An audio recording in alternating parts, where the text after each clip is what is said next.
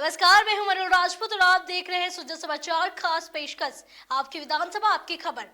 इस विशेष बुलेटिन में हम आपको दिखाएंगे आपके क्षेत्र आपकी विधानसभा से जुड़ी वो तमाम खबरें जो मुख्यमंत्री श्री भजन लाल शर्मा के नेतृत्व में प्रदेश के विकास, सुशासन और जन कल्याण की कहानी कहती है। उदयपुर के फील्ड क्लब परिसर में वाइब्रेंट गुजरात कल्चरल प्रोग्राम 2025 का आयोजन हुआ। यह कार्यक्रम प्रधानमंत्री श्री नरेंद्र मोदी के एक भारत श्रेष्ठ भारत विजन के तहत गुजरात और राजस्थान के बीच सांस्कृतिक आदान प्रदान को बढ़ावा देने के उद्देश्य से आयोजित किया गया। कार्यक्रम का शुभारंभ पंजाब के राज्यपाल एवं चंडीगढ़ के प्रशासक श्री गुलाब चंद कटारिया ने किया। श्री कटारिया ने कहा कि ऐसे आयोजन सांस्कृतिक विरासत को मजबूत करते हैं और भारत को वैश्विक पर्यटन मानचित्र पर स्थापित करते हैं। तो मैं सोचता हूँ एक भारत श्रेष्ठ भारत है, इसको जन जन तक पहुँचाने के लिए इस प्रकार के कार्यक्रम एक राज्य का दूसरे राज्य में अगर होगा तो निश्चित रूप से दोनों संस्कृतियों का भी एक तरह से जानकारी और सम्मान मिलेगा। और मैं सोचता हूँ कि हम तो दोनों इतने पड़ोसी हैं कि हमारा कोई गांव ऐसा नहीं है जिसमें गरबा नहीं होता है। हम भी नवरात्रि मनाते हैं तो उसी तरह से मनाते हैं और गुजरात के लोग भी हमारे विभिन्न कार्यक्रमों को अपने यहाँ मनाते हैं। तो वास्तव में दो संस्कृति का मिलान नहीं है, दो एक तरह से आत्मीय संबंधों का मिलान है। तो यहाँ आकर के गुजरात के कलाकारों ने पेश किया, उनका बहुत स्वागत करता हूँ और भविष्य में भी इसी प्रकार से हमारे कलाकार गुजरात में जाकर के अपने कार्यक्रम, गुजरात के लोग यहाँ भी आएँ और अन्य राज्यों में भी अगर इसी प्रकार के कार्यक्रम से जोड़ेंगे तो मैं सोचता हूँ और हमारी संस्कृति जो है ना, विभिन्नता में एकता कैसे है, ये इससे प्रकट होगी। हमें सांस्कृतिक जो हमने प्रोग्राम थे गुजराती राजस्थानी काफी अच्छे थे। डेकोरेशन काफी अच्छा लगा, हमें बहुत अच्छा लगा आज का प्रोग्राम है। जैसा मैंने आपको बोला था कि यहाँ पूरा गुजरात यहाँ पर सारी झांकियाँ आपको देखने जी हमें काफी अच्छा लगा। जो एंट्री में उन्होंने दिखाया है, गिर जंगल शेर दिखाया है और सोमनाथ जी का मंदिर दिखाया है, काफी अच्छा बनाया है। मैं क्लास 5 में पढ़ती हूँ, तो मैं इतने दिन से वर्कशॉप में जाती थी, गरबा वर्कशॉप गुजरात टूरिज्म की तरफ से, and it was very good. मुझे वहाँ पे बहुत मजा आया, मैंने नए स्टेप सीखे और पार्थी मैम हमारी टीचर थी, उन्होंने बहुत अच्छे सिखाया। She was the best. पशुपालन खेती के बाद सबसे बड़ा व्यवसाय है, लेकिन जब कोई पशु बीमार हो जाता है तो कई बार इसकी जानकारी पशुपालक को नहीं मिल पाती और पशु मर जाता है।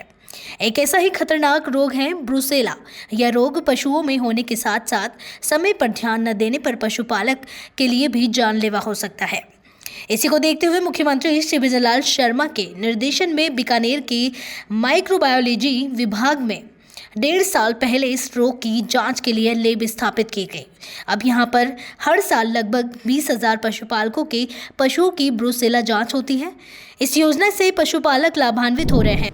देखिए, ब्रुसेला एक पशुजन्य रोग ही है और जो सामान्यतः बीमार पशु होते हैं, ठीक है, जिनको मृत्यु के दौरे आ रहे होते हैं या जिनके अंदर दूध उत्पादन कम हो रहा है, उन पशुओं से वो पशु क्या होते हैं कि ब्रुसेला उनमें होने का खतरा ज़्यादा रहता है। उन पशुओं के साथ जो भी पशुपालक काम कर रहा होगा या जो भी इंसान उनके कांटेक्ट में आएगा, उन लोगों में ब्रुसेला होने की पूरी संभावना रहती है। ब्रुसेला बीमारी क्या है?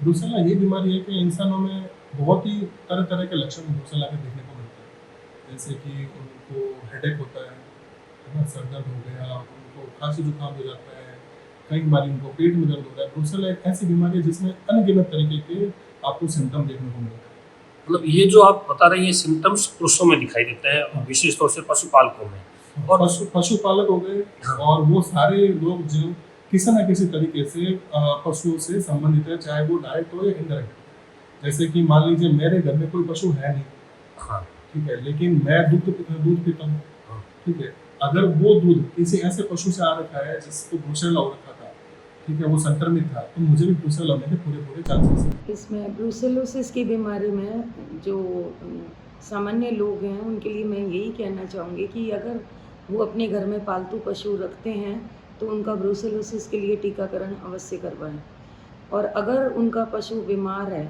तो उसे समय पर उपचार दिलवाएं और वेटनरी डॉक्टर से संपर्क करें। और जो भी वो घर में पशु के जो प्रोडक्ट इस्तेमाल करते हैं, जैसे दूध इस्तेमाल करते हैं, तो उसको उबाल कर काम में लेवें।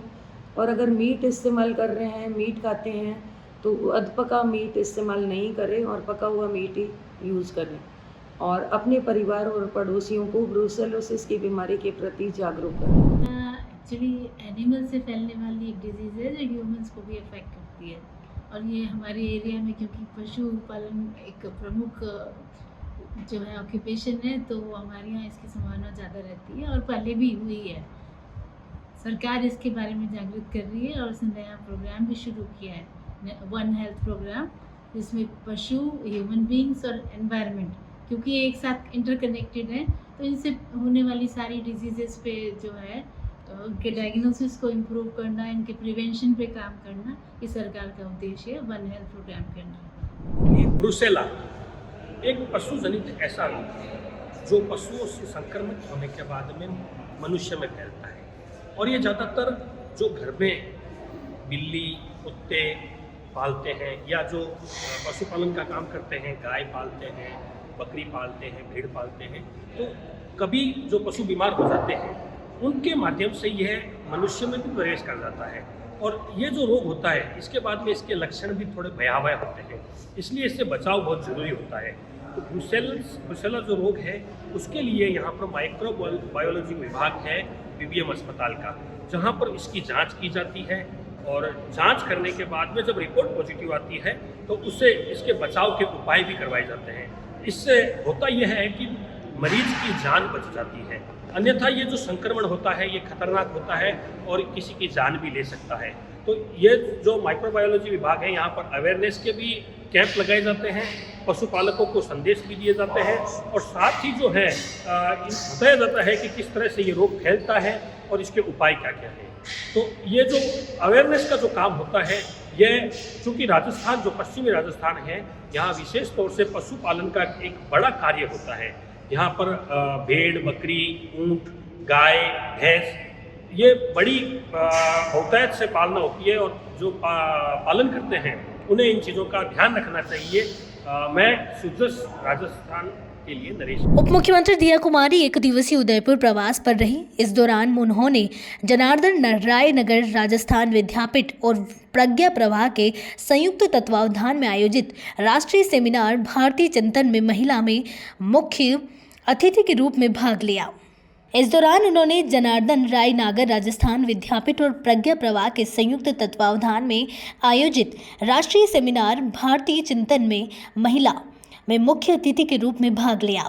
अपने संबोधन में दिया कुमारी ने कहा कि महिला समाज का वह महत्वपूर्ण वर्ग है जो सोच और दिशा बदलने की क्षमता रखता है। दिया कुमारी ने कहा कि महिला परिवार की मुखिया होती है और उसकी भूमिका पुरुषों के लिए भी चुनौतीपूर्ण होती है। उन्होंने बच्चों की अच्छी शिक्षा और सकारात्मक सोच के महत्व पर भी जोर दिया। महिला चिंतन कार्यक्रम में मैं यहाँ यूनिवर्सिटी आई हूँ।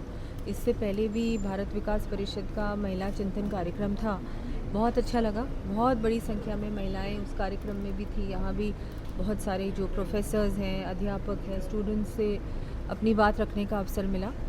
मुझे लगता है कि महिला एक ऐसा वर्ग है जो समाज की सोच को बदल सकती है, और हमको इसमें मुझे लगता है एक निर्णायक भूमिका निभाने का समय भी आ गया है, और हमको निभानी भी चाहिए। और केंद्र सरकार, राज्य सरकार की सब योजनाओं में भी अगर आप देखें, जो योजना का केंद्र बिंदु है, सबसे ज़्यादा जो लाभ मिल रहा है वो भी महिला को मिल रहा है। तो महिलाओं की इस वजह से महिलाओं की जिम्मेदारी भी और बढ़ चुकी है, और महिला अपने आप को आज बहुत सशक्त मान भी रही है। तो उसी पे विषय था, और यहाँ उदयपुर आने का भी मुझे अवसर मिला। मुख्यमंत्री श्री विजय लाल शर्मा के निर्देशानुसार अवैध बजरी खनन रोकने के लिए पुलिस प्रशासन लगातार कार्रवाई कर रहा है। इसी कड़ी में लूणी थाना क्षेत्र में लूणी नदी से अवैध बजरी खनन और परिवहन रोकने के लिए लूणी पुलिस ने बड़ी कार्रवाई की। थाना अधिकारी डॉक्टर हनुवंत सिंह राजपुरोहित ने बताया कि यह कार्रवाई पुलिस कमिश्नर जोधपुर और पुलिस उपायुक्त पश्चिम के निर्देशानुसार की गई। इससे पहले 2 दिन पहले भी 6 डंपरों के खिलाफ कार्रवाई की गई। राजकीय उच्च माध्यमिक विद्यालय बिडियारी में 69वीं जिला स्तरीय खेलकूद प्रतियोगिता का उद्घाटन किया गया। 4 दिवसीय इस प्रतियोगिता का शुभारंभ मुख्य अतिथि बयाना विधायक रीतू बनावत ने दीप प्रज्वलन कर किया। मुख्य अतिथि ने खिलाड़ियों का उत्साहवर्धन करते हुए उन्हें खेल भावना और अनुशासन के साथ प्रतियोगिताओं में भाग लेने की प्रेरणा दी। मुख्य अतिथि ने कहा कि इस तरह की प्रतियोगिताएं युवाओं में नेतृत्व, सहयोग और अनुशासन के गुण विकसित करती है। प्रतियोगिता का समापन 4 दिनों बाद विजेताओं को पुरस्कार वितरण के साथ किया जाएगा। जिला कलेक्टर श्री अरुण कुमार हसीजा के निर्देशन में अतिरिक्त जिला कलेक्टर श्री नरेश बुनकर ने राजसमंद कलेक्ट्रेट सभागार में संपर्क पोर्टल की प्रगति की समीक्षा की। बैठक वीडियो कॉन्फ्रेंसिंग के माध्यम से आयोजित की गई, जिसमें सभी जिला और ब्लॉक स्तरीय अधिकारी जुड़े। एडीएम श्री बुनकर ने पोर्टल पर दर्ज शिकायतों का बिंदुवार अवलोकन करते हुए कहा कि हर प्रकरण का निस्तारण निर्धारित समय सीमा में होना चाहिए। उन्होंने विभागवार और औसत निस्तारण समय की तुलना कर धीमी गति से काम करने वाले अधिकारियों को तेजी लाने के निर्देश दिए। उन्होंने प्रधानमंत्री श्री महात्मा गांधी राजकीय विद्यालय में आयोजित 69वीं जिला स्तरीय माध्यमिक एवं उच्च माध्यमिक खेलकूद प्रतियोगिता का उद्घाटन किया। प्रतियोगिता 14 से 17 सितंबर तक चलेगी, जिसमें जिले भर के विद्यालयों के छात्र छात्राएं विभिन्न खेलों में प्रतिभा का प्रदर्शन करेंगे। राज्य मंत्री ने कहा कि खेलों के माध्यम से बच्चों में अनुशासन, टीम भावना और आत्मविश्वास का विकास होता है। उन्होंने मुख्यमंत्री श्री विजय लाल शर्मा के निर्देशन में प्रदेश में खेलों को बढ़ावा देने के प्रयासों की भी सराहना की। अब डूंगरपुर जिले के सड़क हादसों में घायल और गंभीर मरीजों को अहमदाबाद या उदयपुर रेफर नहीं करना पड़ेगा। स्वर्गीय हरिदेव जोशी सामान्य जिला अस्पताल परिसर में 50 बेड का क्रिटिकल केयर यूनिट का निर्माण कार्य जारी है। यह यूनिट 23 करोड़ रुपए की लागत से बन रही है और निर्माण 1 साल में पूरा होगा। इसके शुरू होने के बाद गंभीर मरीजों को एक ही छत के नीचे इलाज मिल सकेगा। डूंगरपुर मेडिकल कॉलेज के अधीक्षक डॉक्टर महेंद्र डामोर ने बताया कि 17 करोड़ रुपए भवन निर्माण पर और 6.12 करोड़ रुपए यूनिट के संचालन व उपकरणों पर खर्च होंगे। निरंतर जब मेडिकल कॉलेज बनने के बाद निरंतर चिकित्सा सुविधाओं का विस्तार हुआ है, तो क्रिटिकल केयर ब्लॉक जो है वो भी बन रहा है और वो 50 बेडेड क्रिटिकल केयर ब्लॉक बन रहा है, चिकित्सालय परिसर में ही बन रहा है, जिसमें कि सारे क्रिटिकल केयर के पेशेंट्स के लिए अलग से सुविधा होगी, जो कि PWD द्वारा बनाया जा रहा है। G+3 होगा और उसका इक्विपमेंट वगैरह भी प्रक्रियाधीन है, जो राजमेश के द्वारा खरीदे जाएंगे। क्रिटिकल केयर ब्लॉक बनने के बाद भी ट्रॉमा के पेशेंट और अन्य जो क्रिटिकल केयर के पेशेंट रहते हैं, जिनको क्रिटिकल रिक्वायरमेंट बनती है, उनके लिए एक अलग से इंफ्रास्ट्रक्चर डेवलप हो जाएगा। एक छत के नीचे सारी स्पेशलिटी का काम हो जाएगा उसमें। इसकी लागत है, टोटल लागत जो है इसकी 23 करोड़ है, 23 करोड़ 75 लाख रुपए है, जिसमें से कि सिविल वर्क के लिए अलग है और इक्विपमेंट के लिए अलग है। बानसूर पंचायत समिति सभागार में ब्लॉक स्तरीय अधिकारियों की बैठक आयोजित की गई। बैठक की अध्यक्षता जयपुर ग्रामीण सांसद श्री राव राजेंद्र सिंह ने की। बैठक में केंद्र सरकार की योजनाओं की प्रगति की समीक्षा की गई। जलदाय विभाग ने बताया कि JJM योजना क्षेत्र में युद्ध स्तर पर चल रही है और बानसूर पंचायत समिति के 157 पॉइंटों में से लगभग 47 का कार्य पूर्ण हो चुका है। जल्द ही ग्रामीणों को इसका लाभ मिलेगा। शिक्षा एवं पंचायती राज मंत्री श्री मदन दिलावर ने जिले में आयोजित होने वाले ग्रामीण सेवा शिविरों की तैयारियों की समीक्षा की। उन्होंने अधिकारियों को स्पष्ट निर्देश दिए कि 17 सितंबर से शुरू होने वाले शिविरों में आने वाले ग्रामीणों को तुरंत राहत दी जाए और किसी को निराश न होकर शिविर का लाभ मिले। मंत्री श्री दिलावर ने कहा कि शिविर प्रातः 9:30 बजे से संध्या 6 बजे तक आयोजित होंगे। कोई कार्य उस समय तक लंबित रहे तो उसकी सूची बनाई जाए और समयबद्ध तरीके से निस्तारित की जाए। शिविर के दौरान सभी संबंधित विभागों के अधिकारी और कर्मचारी पूरे समय उपस्थित रहे। ग्रामीण विकास कैंप और शहरी विकास कैंप लगा रही और उसमें विभाग आइडेंटिफाई किए हैं कौन कौन से विभाग भाग लेंगे और उनके कौन कौन से काम होंगे। उसके बारे में मैंने सभी जिलाधिकारियों की मीटिंग ली थी और उसमें विस्तृत रूप से चर्चा की थी और ये कहा है कि जो हमारे पास आवेदन आ जाते हैं उसका निस्तारण सुनिश्चित करना ही चाहिए और निश्चित समय में करना चाहिए। भारत विकास परिषद की स्थानीय शाखा द्वारा आयोजित भारत को जानो प्रतियोगिता के प्रथम चरण का शाखा स्तरीय प्रश्न मंच प्रतियोगिता आर्य महिला विद्यापीठ में धूमधाम से संपन्न हुई। प्रतियोगिता का शुभारंभ शाखा अध्यक्ष श्री मनीष मित्तल एवं दायित्वधारियों ने दीप प्रज्वलित कर और वंदे मातरम गान के साथ किया। इस प्रतियोगिता में कस्बे के दोनों राजकीय विद्यालय और 1 दर्जन निजी विद्यालयों की जूनियर वर्ग में 14 और सीनियर वर्ग में 12 टीमों ने भाग लिया। प्रतियोगिता में भाग लेने वाले सभी विद्यार्थियों को प्रशस्ति पत्र और राष्ट्रगान चार्ट भेंट किए गए।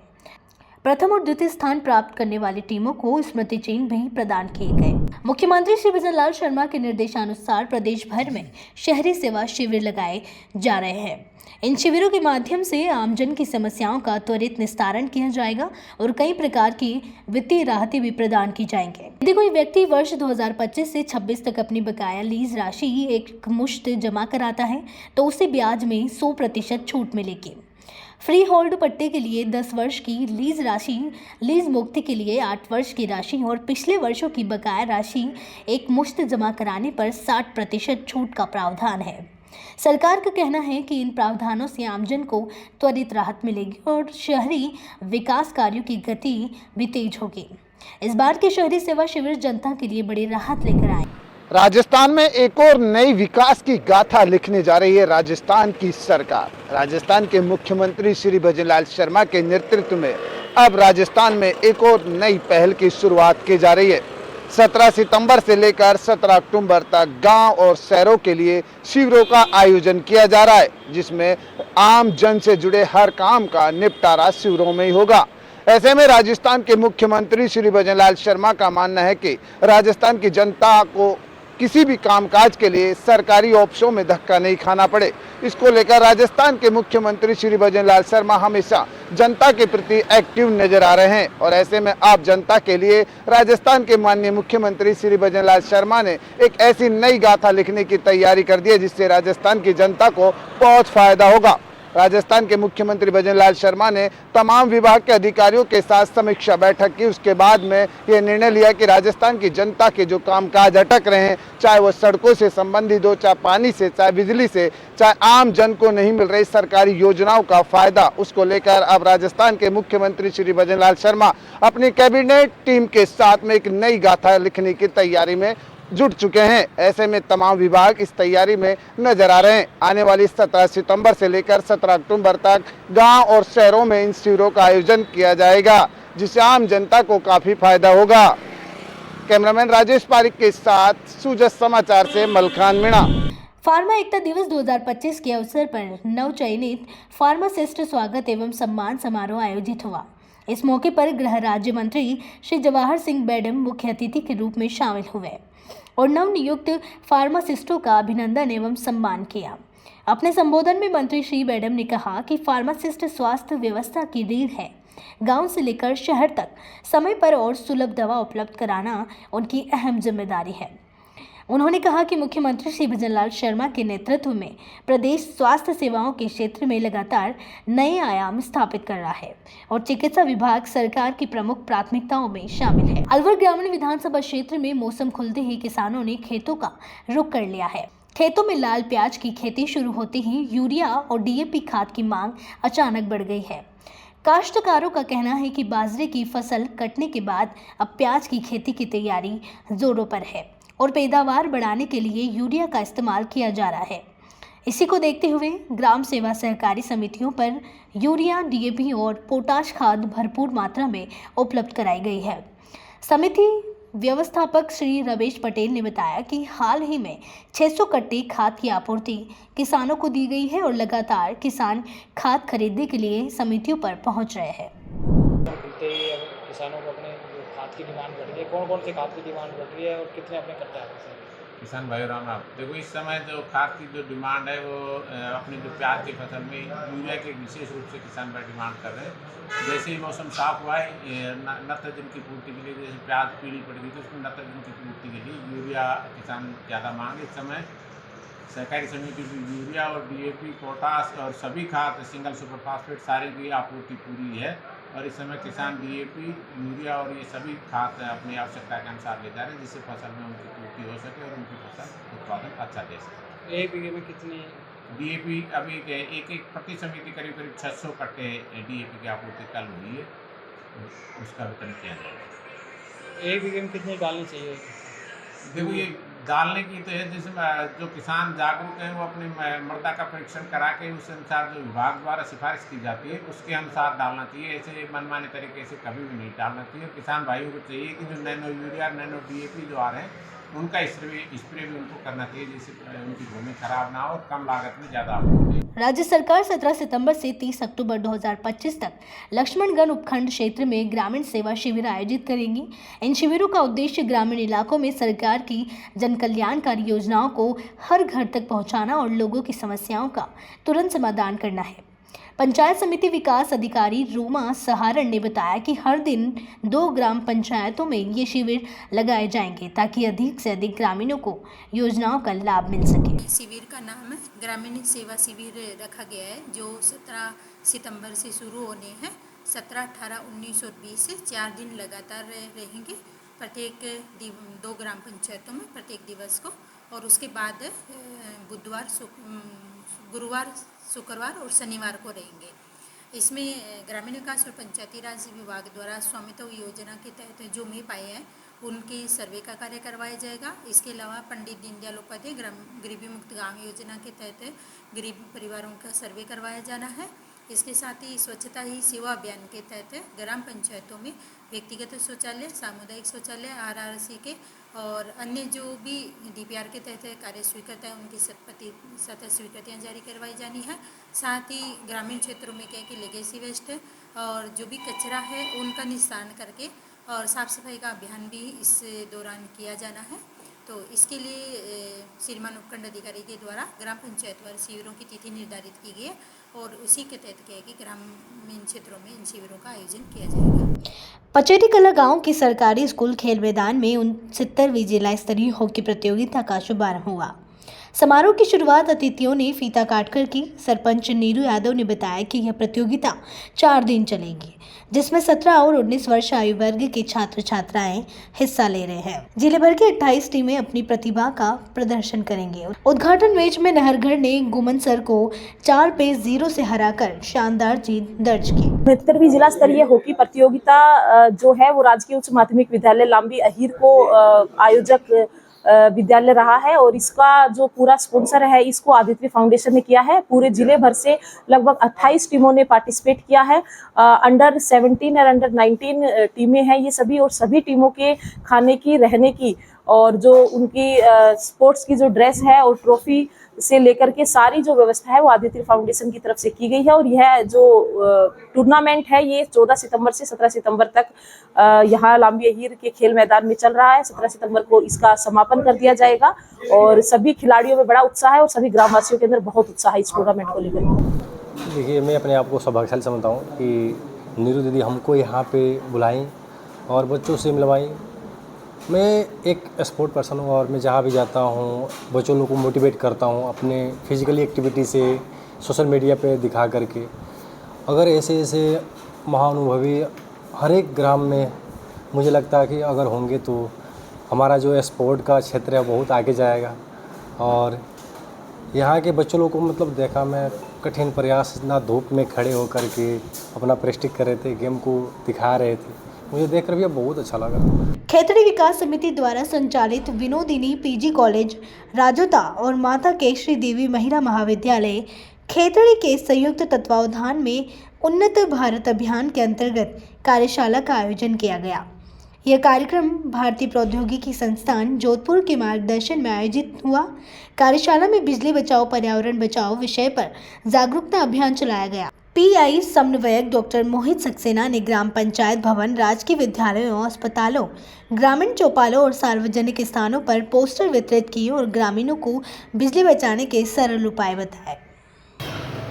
आज विनोदिनी PG कॉलेज एवं माता केशरी देवी महिला महाविद्यालय खेतड़ी के द्वारा UBA के अंतर्गत IIT जोधपुर के द्वारा आयोजित इस कार्यक्रम का आयोजन किया गया। इसके अंदर विभिन्न ग्राम पंचायतों के अंदर सार्वजनिक स्थानों, राजकीय महाविद्यालय, अस्पताल एवं विद्यालयों के अंदर सेव एनर्जी और सेव इलेक्ट्रिसिटी को बचाने पर एक कार्यशाला का आयोजन किया गया है, जिसके अंदर महाविद्यालय स्टाफ एवं विद्यार्थियों ने बढ़ चढ़कर हिस्सा लिया और सभी को ये बात अवगत बताई कि हम किस प्रकार से जो एनर्जी है, लाइट है, उसको बचा सकते हैं। इसके लिए अपन मुख्य रूप से जब भी कमरों से या घरों से बाहर निकलें तो लाइट के जो अनावश्यक स्विच हैं हम उनको बंद करें एवं अधिक से अधिक संख्या के अंदर सोलर एनर्जी का उपयोग करें, जिससे पर्यावरण को शुद्ध किया जा सके। मुख्यमंत्री श्री विजयलाल शर्मा की पहल पर जोधपुर में विधायक शिक्षा का साथी योजना की शुरुआत हुई। इस योजना का उद्देश्य सरकारी विद्यालयों को सर्वश्रेष्ठ बनाना और छात्रों को मूलभूत सुविधाएं उपलब्ध कराना है, ताकि हर बच्चा शिक्षा का पूरा लाभ उठा सके।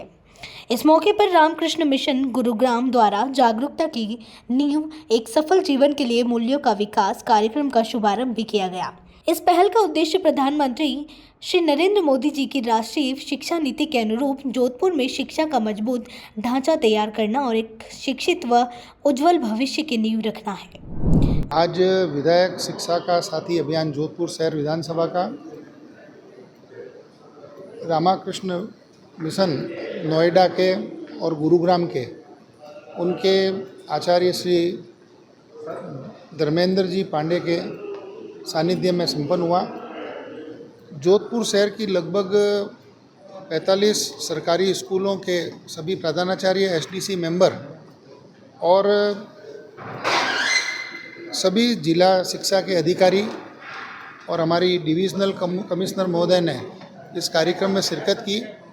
इस कार्यक्रम का उद्देश्य बच्चों के अंदर और जो राजकीय विद्यालयों के पर्टिकुलर बच्चे हैं उनके अंदर व्यक्तित्व का विकास, उनके साहस की जो भावना है और उन सबको बाहर लाने के लिए नए शिक्षा नीति जो हमारे देश के यशस्वी प्रधानमंत्री आदरणीय नरेंद्र जी मोदी ने जारी की, उसको और प्रैक्टिकल वे में अपनाने के लिए जितने भी प्रधानाचार्य और टीचर्स उनके ओरिएंटेशन का कार्यक्रम आज यहाँ MIC जोधपुर में संपन्न हुआ।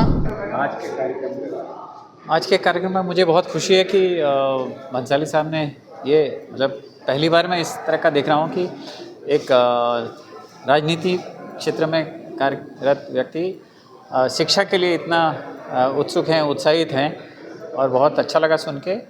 मैं Ramakrishna Mission Vivekananda Institute of Values Gurugram से हूँ और ये कार्यक्रम हम देश भर में सभी केंद्रीय विद्यालय, जवाहर नवोदय विद्यालयों में चलाते हैं। राजस्थान में भी असल में 200 कस्तूरबा गांधी बालिका विद्यालयों में ये कार्यक्रम चल रहा है और बहुत प्रसन्नता का विषय है कि 100 से अधिक अधिकारीगण, प्रधानाचार्यगण आज इस कार्यक्रम में शामिल हुए।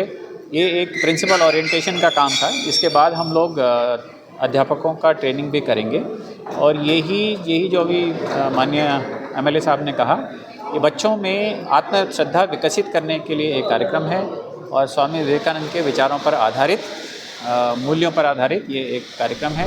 सीकर कलेक्ट्रेट सभा कक्ष में जिला कलेक्टर श्री मुकुल शर्मा की अध्यक्षता में साप्ताहिक समीक्षा बैठक आयोजित हुई। बैठक में विभिन्न विभागों के अधिकारी मौजूद रहे।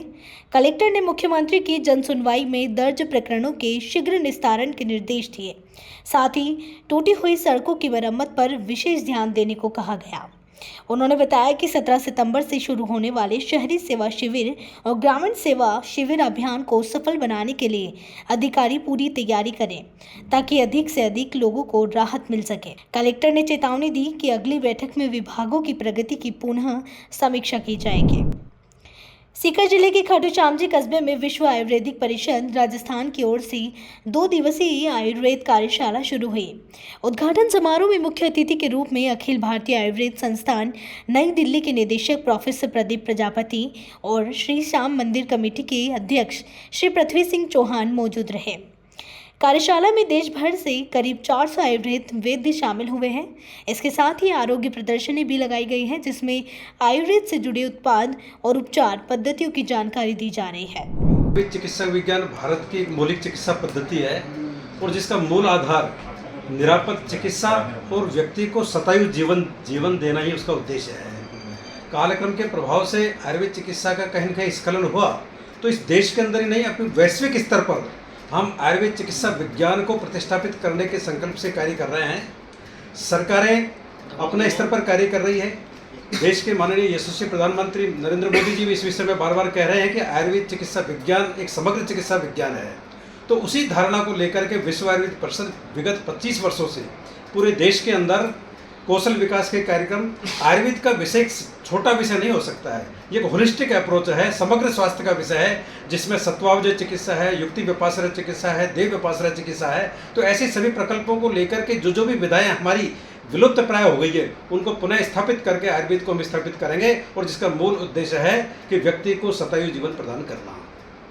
आप में मुख्य वक्ता कौन है, जैसे मैं महाराष्ट्र से बता रहे थे? आयुर्वेद की एक विशिष्ट विधा है नाड़ी चिकित्सा विज्ञान, नाड़ी परीक्षण विज्ञान।